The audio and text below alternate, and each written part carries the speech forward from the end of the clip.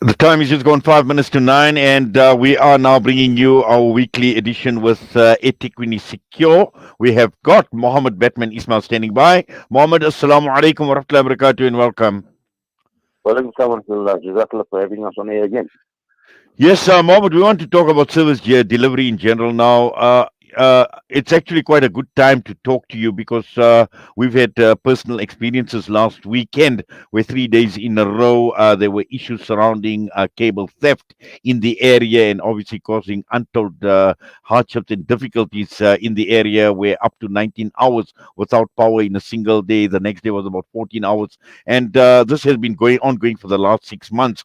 And the key issue here is about service delivery. And you have communities, and I'm sure with your experience, you have communities that are that become highly emotional in terms of how they need to react to this. And again, looking at where do you point fingers to, who is responsible? Where on the one hand you've got your local CPFs like eThekwini Secure and others as well, trying to protect your infrastructure, but responsibility on the part of the councils, on the part of the municipality, on the part of SEPs as well. And all of this playing out, and I'm sure we're not alone. There are many communities like this in the country that are faced with this dilemma. Oh, absolutely, absolutely, United, absolutely. You've mentioned so many role players in this whole situation, but what we're failing to look at is the criminal element at the same time. Because I've always said that our communities, we generally are very reactive when something happens. Now, if your electricity is out because of cable theft, if your street lights are out because of cable theft, you can't blame it directly or place this responsibility solely on the shoulders of the municipality or the community police forums or any of that sort. So it's the criminals. The criminals must be brought to book. And what are we doing about it? Nothing at the moment because there's no direct sort of indication of where this is going to, even though there's some suspicions that it might be sold, cables might be sold to second-hand dealers and all of those kind of things. So an investigation has to start somewhere with the security agency. Community needs to report that there's suspicious activities going out there. You use the SEPS app or you use that the 1011 number.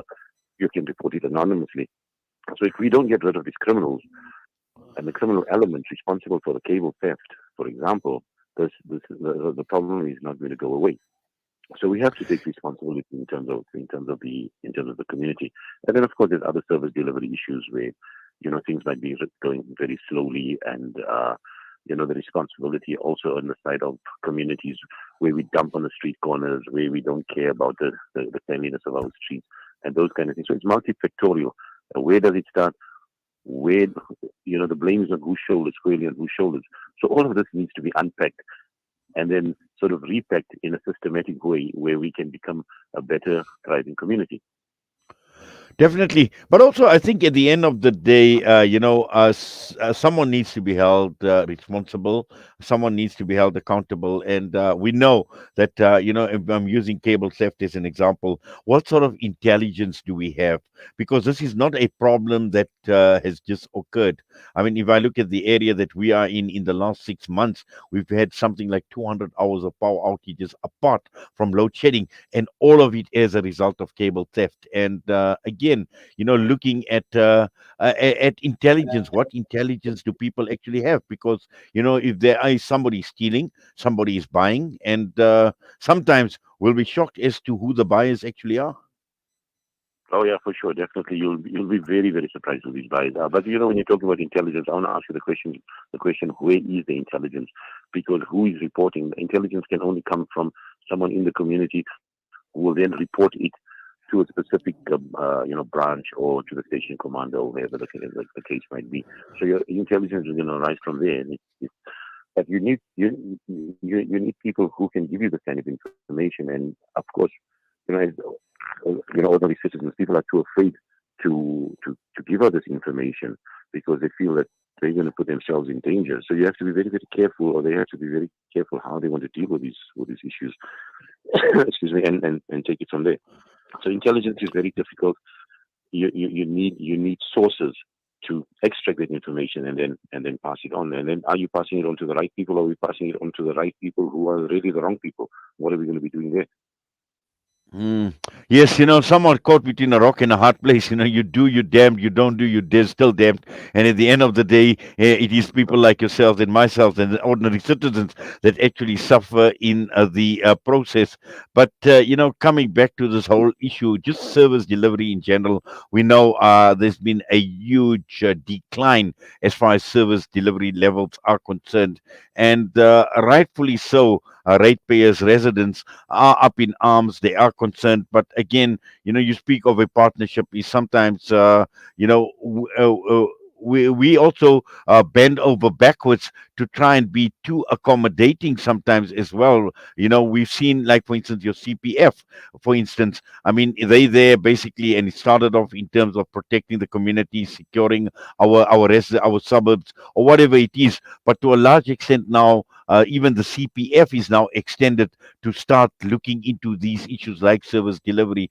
But again, we have limitations in terms of people, limitations in terms of resources as well. And that is problematic, Mohammed. Yes, it is problematic, but I just want to unpack that also a little bit more when it comes to service delivery. Yes, service delivery is moving at a slow pace. Excuse me. Sorry, I apologize for that. It is moving at a relatively slow pace, but I think at the end of the day, as councillors need to play their part. You get some councillors who are really really active, proactive, and there are other councillors who are doing nothing. That's the one aspect of things. The second aspect of things is, as a community, how do we want to deal with issues of service delivery within ourselves? And it takes me back to dumping, and that is a very very sore point for me, because it's okay to throw your trash in a corner and expect somebody else to clean it. When you cut off your tree, when you cut your trees, you clean your garden or your building, you're extending your property or whatever it is, and all your rubble and it lays on the street, on the pavement for weeks, in fact, not for months. What are you doing, and what responsibility are you taking as a community person first, as a resident first? Are you taking your garden refuse to a dump site? Are you getting rid of your rubble? No, you're not. Some of you are. So it starts there, and then we want to level complain to say, hey, there's so much of dumping going on. There's so many vagrants in the area, and that, but you're not taking the responsibility to help. Yes, and I will tell you, from a council's perspective, and we have contact, not contacts rather, but we have inroads into the departments.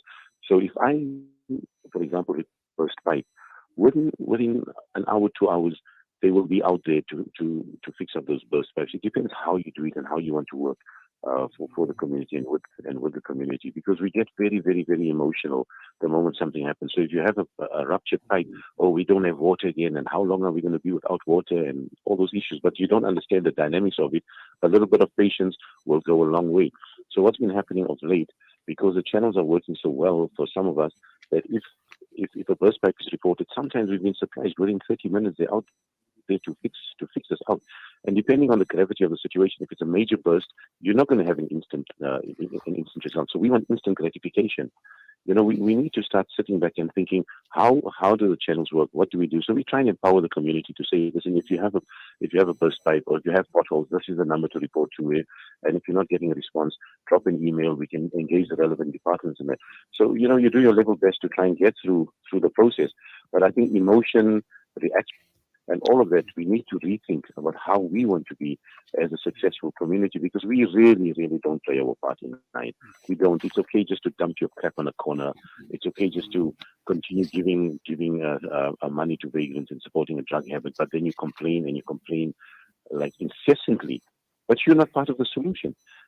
Be part of a sustainable solution, and that's what we need to drive home clearly. Be part of a sustainable solution so we can achieve better in our community for ourselves and for every other single person as we move along. Well, Mohammed, Jazakallah for that. And as always, for your time. And we thank you. We appreciate Yeah. it. You taking time out this morning. All the best to you. Assalamu alaikum wa Jazakallah. rahmatullahi Thank wa you very much. barakatuh. Wa alaikum salam wa Mohammed, rahmatullahi. Mohammed Batman Ismail with us this morning. And this takes us to the news. We've got Zaid Jedward standing by. And we'll be back with you in a minute. Listen to something fresh.